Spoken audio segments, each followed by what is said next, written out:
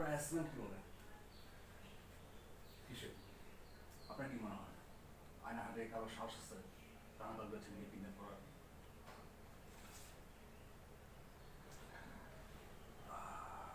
কারণ আপনি কোথায় থাকেন?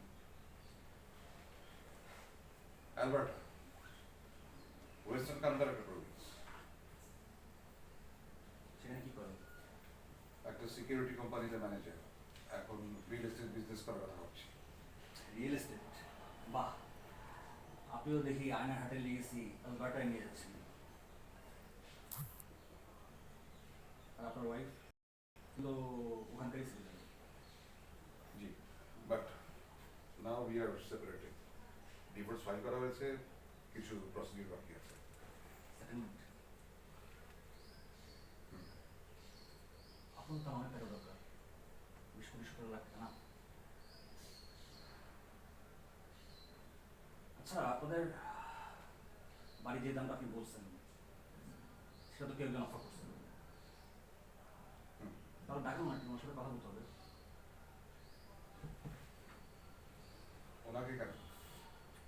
এই এমন তো আপনার বাড়ির লোকজন ছাড়া কেউ জানে না।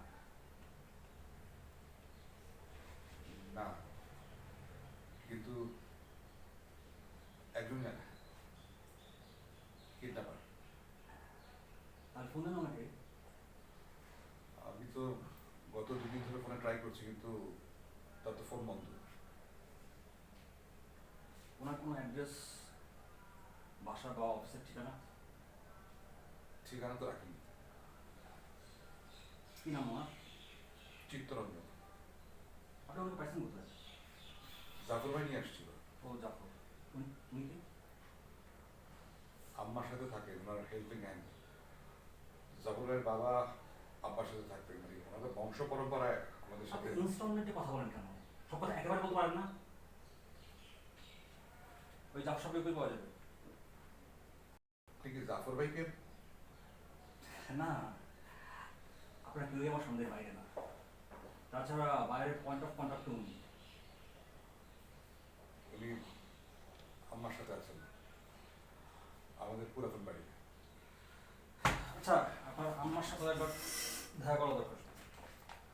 সেখানে গেলেই তো ওনাকে পাওয়া যাবে, তাই না? আম্মার সাথে কেন? না, আপনি বসেন। আমি কি অ্যারেস্টেড? অ্যারেস্ট হলে তো এই চেয়ারে বসে থাকতেন না।